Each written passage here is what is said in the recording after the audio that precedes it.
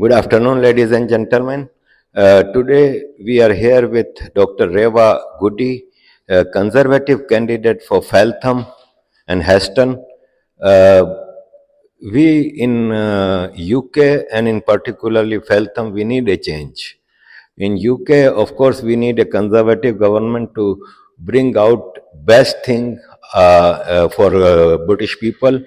And in Feltham, we are suffering since many years at the hands of a Labour MP, which is of no use for the constituents in Feltham. So we wish and we hope that a conservative candidate, Dr. Reva Gudi, will have a successful campaign and we will see a conservative MP here. Right now, I am in campaign office of Dr. Reva Gudi, and we will ask her about her plans and Conservative Party plans.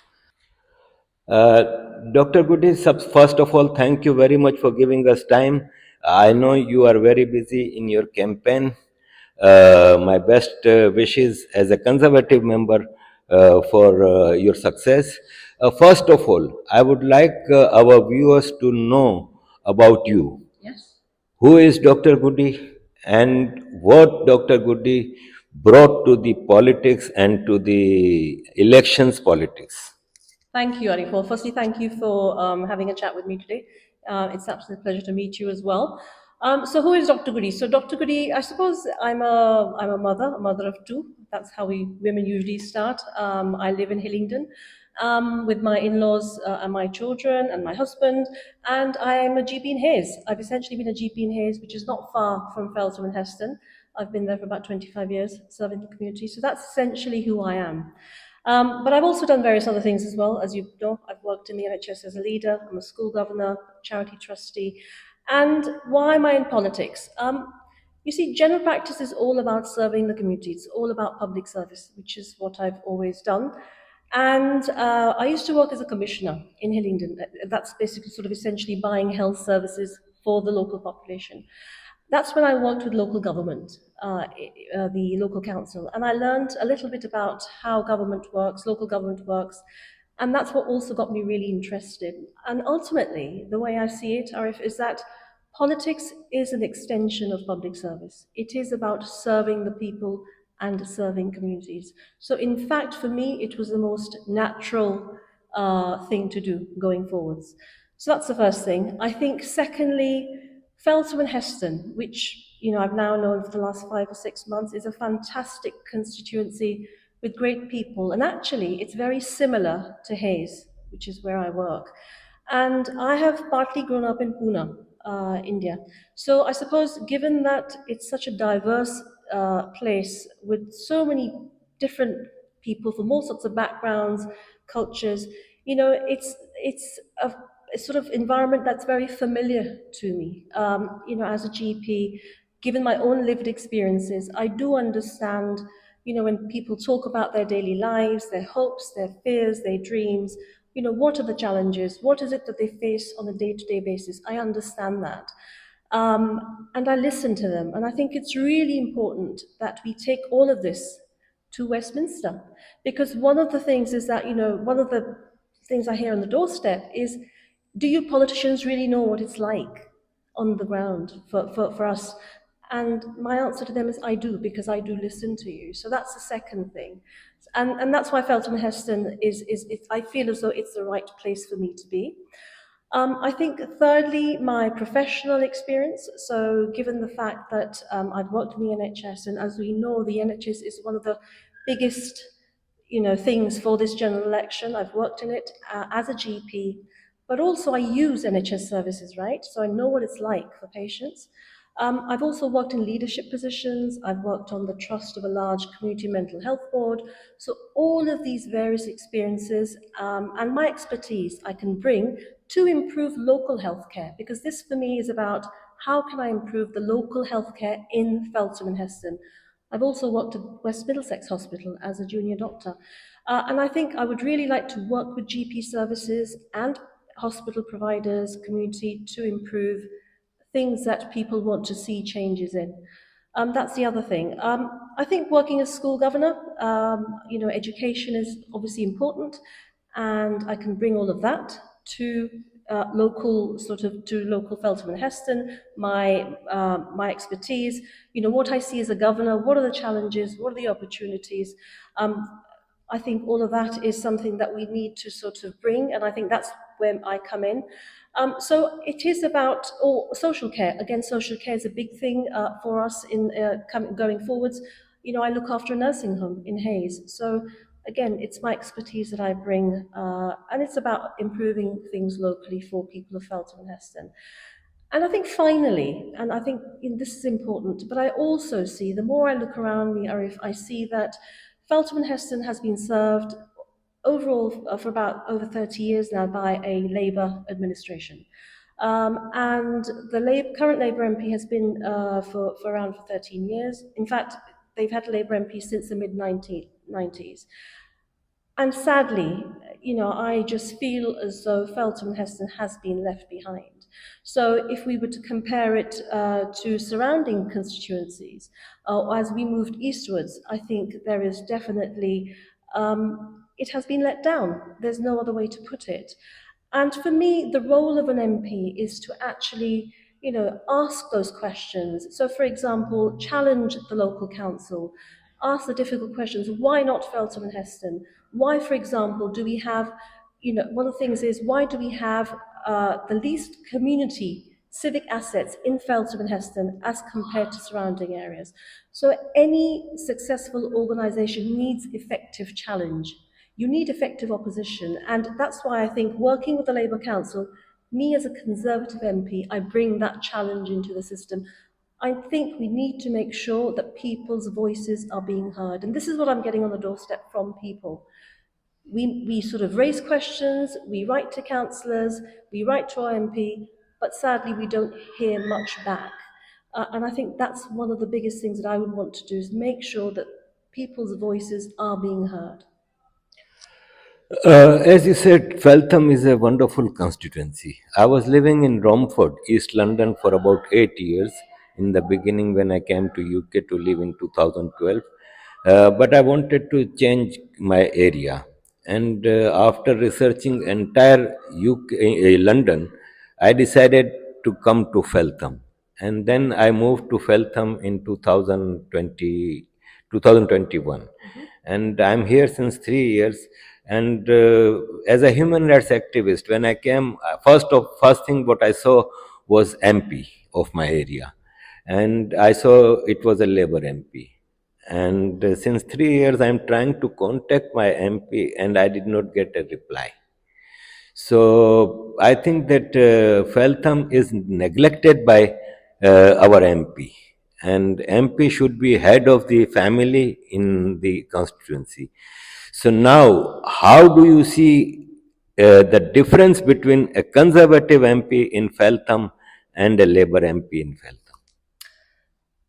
So I suppose difference. The first thing I would want to really do is exactly what you've just said. I think MPs must be accessible.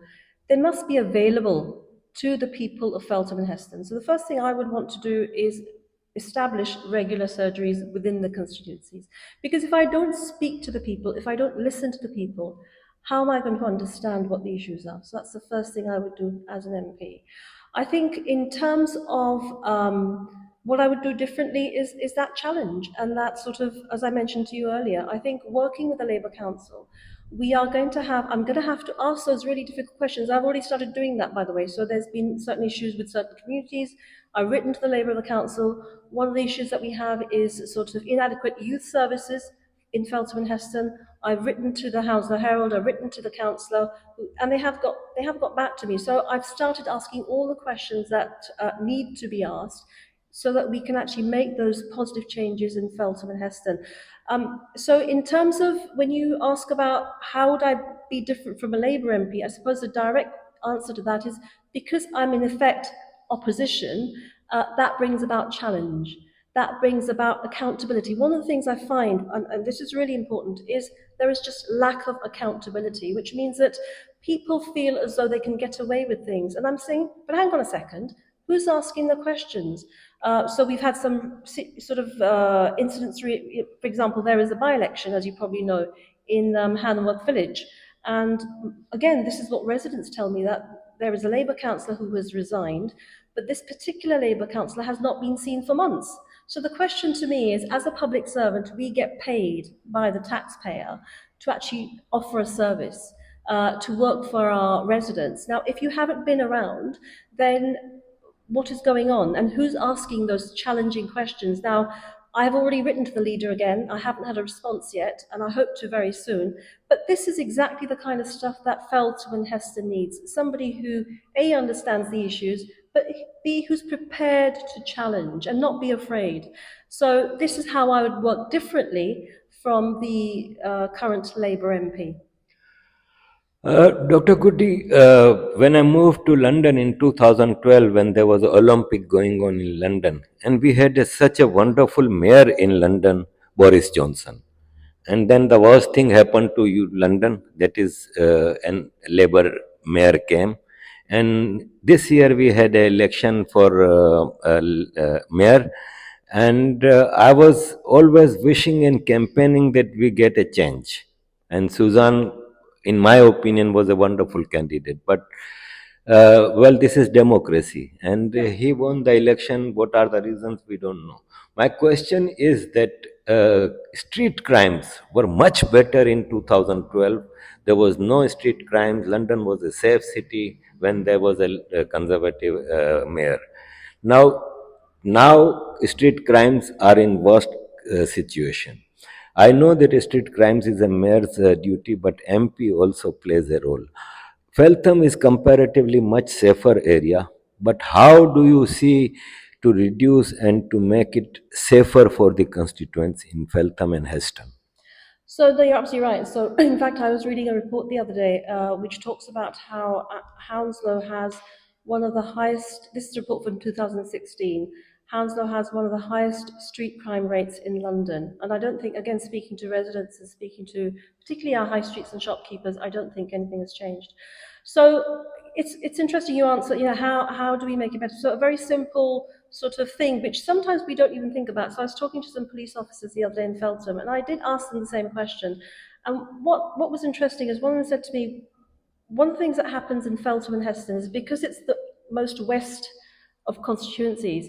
They said if we get called to come and sort of manage something this side, we get intercepted sometimes in between, which means that they don't always get to Feltham and Heston, which I thought was really interesting, and I think, but nevertheless, also really important. So one of the reasons that clearly needs to be addressed. Secondly, I think that we definitely need to have more visible police on the beat. So if you talk to, again, shopkeepers, if you talk to residents, there is no visible policing, so which means there is no deterrent. One of the biggest problems that we have on our high streets is shoplifting. It's huge, and I think it's affecting shopkeepers, it's affecting local businesses, so we have to make sure that there is some sort of deterrent, such as, for example, having visible police on the streets, so that people know that you can't just walk into a shop and pick up everything you want and come out.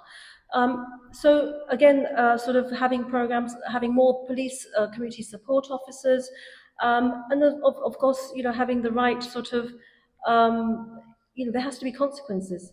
So much tougher sentencing when it comes to criminals. I think there needs to be something around antisocial behaviour.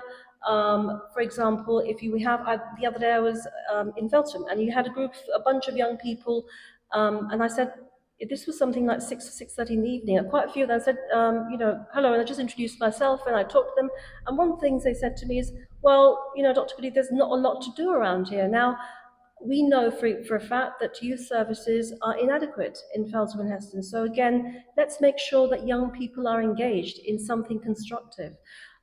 There's something around sort of looking at the root causes of crime. And again, goes much deeper, but nevertheless, it needs to be addressed. Again, in my role, remember, I'm a GP, which means that, things like mental health, all these things I do understand. So clearly I would want to have some input into how we can sort of try and work together to address this. So these are just some of the things that I think that I will definitely want to bring. Funding, of course, I mean, police numbers have sort of dropped, unfortunately, under our Labour mayor, and as a result, again, we're going to have to look at that as well. So I think there are an array of things that need to be done, but most importantly, I think it comes back to my original point. We have to press, and my experience in life is you have to be persistent, because street crime is one of the biggest challenges, particularly our businesses face. And we have seen a decline in our high streets. We've seen businesses move out of Feltham and Heston, so we've got to do something about it. And this would definitely be one of my priorities. Uh, Dr. Gudi, you are right about street crimes, that especially for small business and common people also, as Yeah. my children, they go for their jobs and for their colleges and they use public transport, and we need a safer environment. As you said about small traders and businesses, there is a crisis after COVID. COVID has affected mostly the small traders and business. How do you plan to bring confidence of traders back and to improve their businesses? Again, talking to businesses on the high streets, as I said, let's start off with addressing their simple problems. So one of the things they mention is logistical things like parking, having loading, unloading bays, that sort of thing. So these are simple things that we can definitely help with. We mentioned the whole sort of street and the shoplifting is a big issue. I think in terms of, if you look at our high streets, Arif, and I don't know whether you've noticed it, but there seems to be a decline. So you have businesses moving out. I think it's really important to encourage people to buy local. Buy locally, that way you support your small business, you're supporting hardworking families. So I think it's really important to encourage buying local. I think we need to bring a revival back to Feltham and Heston. There are so many places in Feltham and Heston which we can be so proud of. And it's about, how do we draw people in? How do we sort of make sure that, it's a really happening place. Why don't we go to Feltham? Things like that. And in terms of in terms of sort of business rates, obviously those have been frozen, so that's helped our traders, cutting down the red tape, making it easier for businesses to establish themselves. Um, so these are some of the things that we definitely need to do for our small businesses in Feltham and Heston.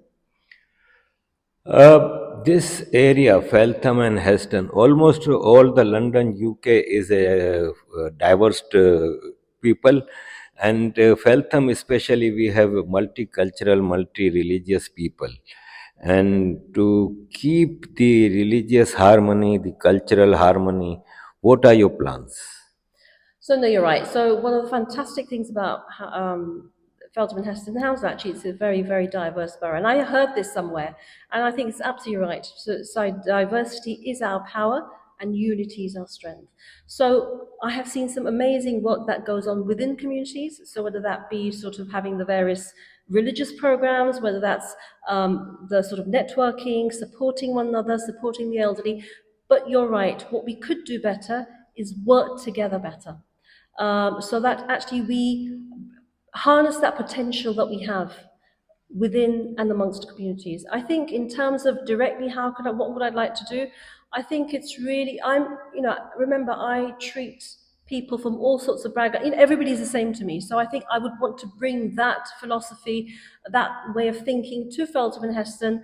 Let's start off maybe by having a better understanding. So whether that's sort of getting together with the interfaith leaders, having that dialogue, having that sort of bring about that understanding, because ultimately we all benefit. We all benefit by closer working.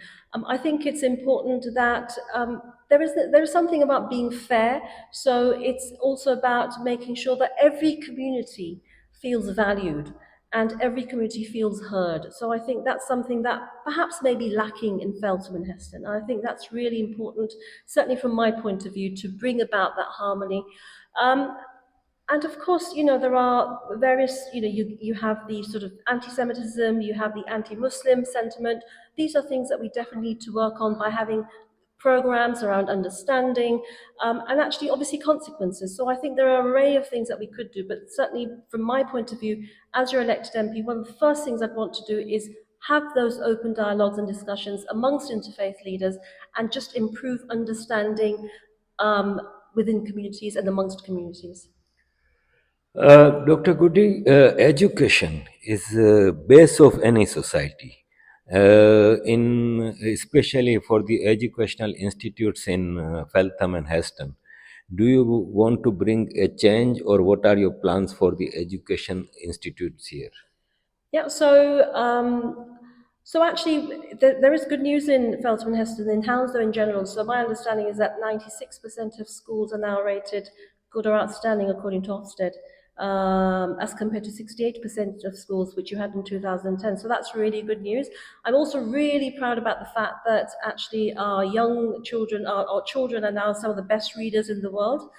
Which is fantastic. We've moved up in the maths league table. So there's a lot of good news on that front.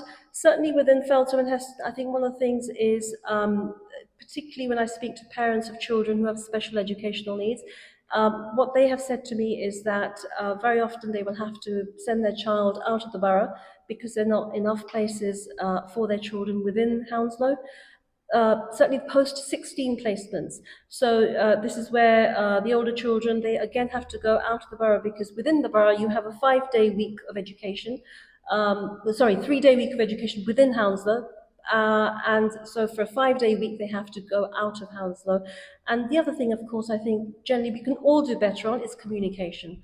So whether that's communication for these children with special educational needs and the parents, between the educational institutions, between the council and parents.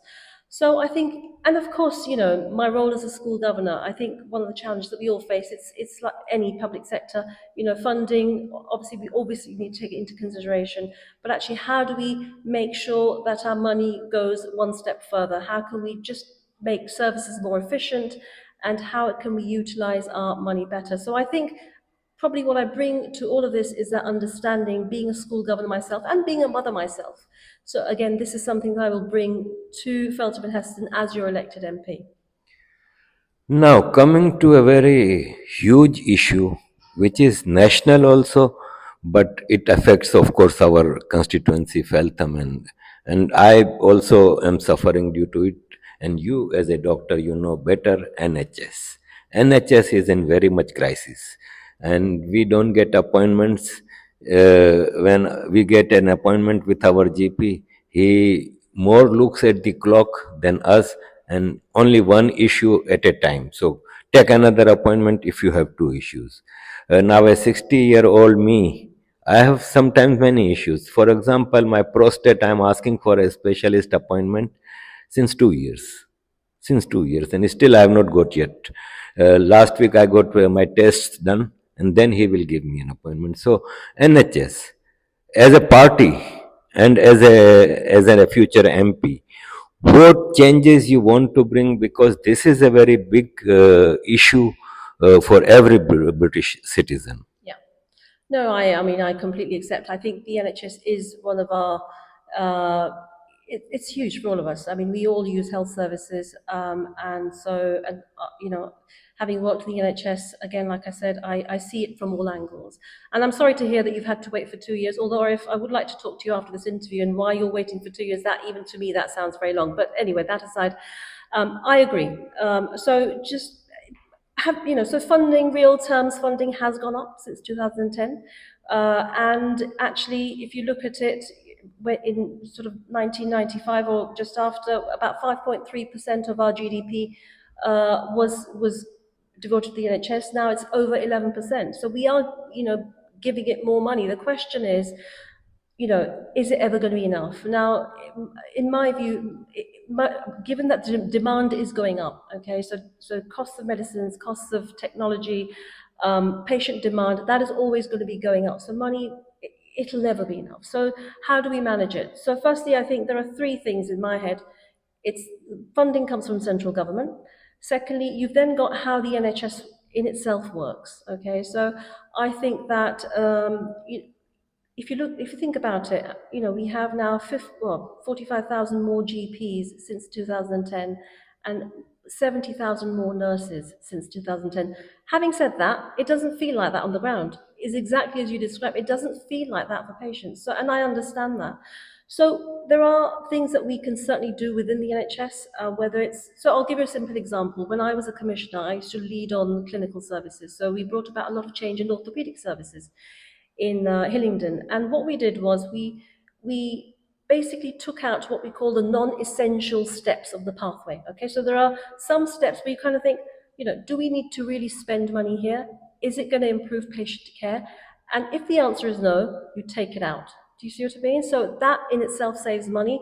It makes it better for the patient. It improves quality, and you save money. So this is something that we can definitely do across the board, which is just make services better quality but more efficient and save money. I think productivity. So if you look at, for example, when I used to work as a hospital doctor, sometimes we would have this scenario where in between two operations, you would be waiting around for an hour, 2 hours for whatever reason. So what I'm saying is that you're not utilizing operation theatres in the way that you could. So all of this, it sort of wastes, it brings about wastage. So better productivity and efficiency, which as I've just talked about. So I think we've got to work better. You mentioned about your GP, one problem, two problem. Now I'm a GP, and I practice every day. And my view on that is that you're right. Sometimes I do get a patient who brings a list, and there'll be 5 things on the list. So the way I deal with it, and I'm not saying it's just my way of, I look at the list, and sometimes if you look at 2 or 3 things, they're linked. It's all linked to the same problem. So I think there are different ways of doing things. I think we can definitely work better. Having said that, I do know that my colleagues are all stretched. We are working very hard. So, for example, we are offering far more appointments than we ever did. But nevertheless, at the moment, patients are feeling it, don't feel as though it's working for them. But thirdly, I also think that, as the public also has a responsibility. As patients, we also have a responsibility. So, for example, when you miss appointments, what that means is that you can't offer that appointment to somebody else who needed it, especially if you don't give your surgery advance notice. If I remember correctly, something like, I think we £215 million was spent on wasted appointments last year, and that could have paid for over 2,500 GPs annual salary. Do you see what I mean? So I think there is wastage, and I think as as a member of the public, I think I also need to take responsibility and sort of try not to waste appointments. Or sometimes I will get somebody going to A&E for a sore throat, and I'm thinking, but actually a sore throat often will just mean that it's viral. I've already given them advice about how to manage it, but sometimes they feel they need antibiotics, go to A&E. That, I guess, again, costs the NHS. So all I'm saying is there are all of us have to. It's a shared responsibility, and that's what I think we need to really start looking at. But I also think there needs to be a national conversation on the NHS. I think we all know that something needs to change. There needs to be a national conversation, and the public should be a part of that conversation. Dr. Gudi, COVID affected very much United Kingdom, entire world, of course. And I was proud that we had a conservative leadership in United Kingdom during COVID time. If it was anyone else, British economy would have defaulted. And conservative leadership controlled things, especially economy and all these things. Coming back to NHS, this was the field where I think that we could not handle it, because when I was going to United Nations from Belgium in 90s and 2000s, my British friends always come and say, look, our NHS is best in the world and we are always proud. And I was always hearing that NHS is the best health system in the world. What are the reasons it is in this situation now? Oh, so I think, well, I actually do think the NHS, I'm hugely proud of the NHS. I am NHS through, and for me, free at the point of delivery, which means that, no matter who you are, no matter how much money you have or don't have, you still get the same standard of care. And I think that is, for me, fundamentally a principle I'm really, really proud of, free at the point of delivery. You're absolutely right about COVID. COVID was it was unprecedented. It was, I mean, I was there on the front line. I was there, seeing to patients, working with colleagues, and it was tough. So I've seen it from the front line. I think that we spent, obviously we had to do whatever we had to do and spend money without sort of thinking, because we had to save lives, we had to save patients. And yet we had the fastest rollout of the vaccination program, and that was the NHS. So again, something I'm really, really proud of. So coming back to, why we are in this situation, I think, like I said, the main thing is that the demand for services within the NHS is far greater than the supply. Supply meaning in terms of the money, or in terms of the workforce. Having said that, we do now, I'm really pleased to say, we do have a long-term workforce plan for the NHS. For example, training more doctors, training more nurses, increasing number of places in medical school. So for once, we do actually have a sensible long-term workforce plan, which again, I'm really pleased about. So hopefully that answers some of your questions. Another international issue. Dr. Gudi, I'm a migrant myself, although I'm living in Europe since 34 years and in UK since 13 years. I have adapted to this culture and this society, and I think this is the best way, because we have come here and we should respect local cultures and local things. The second thing is that benefit system is a very wonderful system, but it should not be exploited. Yeah. It is for necessary use. I also used for some time, and then I came to work, and now my daughter is working, and we are taxpayers. The big issue that United Kingdom is facing is migrants issue. Again, I'm not against migrants, but migrants means that one whose life is in danger, not the boats coming with young boys. And we are facing consequences in United Kingdom, like increase in crime, burden on the benefit and British economy. Europe is facing it, but Britain is affected very much. Daily we see different boats coming to. How do you want to tackle as a party this issue, because it is very sensitive issue and British people are fed up of this. We have always welcomed diversity. We have always welcomed people from different corners of the world. But this is not the way, in my opinion, that we are dealing with this. How do you want as a party to change this? So I think what the Prime Minister set out, I think, is right. I think you're absolutely right. Britain is a fair, tolerant, and welcoming country, and I'm a second generation immigration like yourself. So, and we know what we bring, the wealth that immigration brings to this country. But I think, ultimately we have to be fair to everyone in the country. So having a fair system where people. So, for example, I have patients who will say to me, they're not necessarily anti-immigration, but what they are saying is that, Dr. Gudi, it is hard when I'm finding it difficult to get a school place for my child. Or, for example, I'm on the housing list and I'm at the bottom of the list when actually I've been in this country all my life. So I can see why people feel hard done by. So we do need to have a system in place which is fair. Legal migration, we also know that numbers are very high. But they are coming down as a result of now that the various workers' visas which are in place, also capping the number of dependents. So there are steps that are being taken, and as a result, that number has fallen as well. So I accept we must secure our borders, we must make it fair for everybody living in the UK, but at the same time be a welcoming and tolerant nation that we are. And of course, and there is a need. We need immigration. We can't, for example, there are certain sectors. I mean, certainly I work in nursing homes.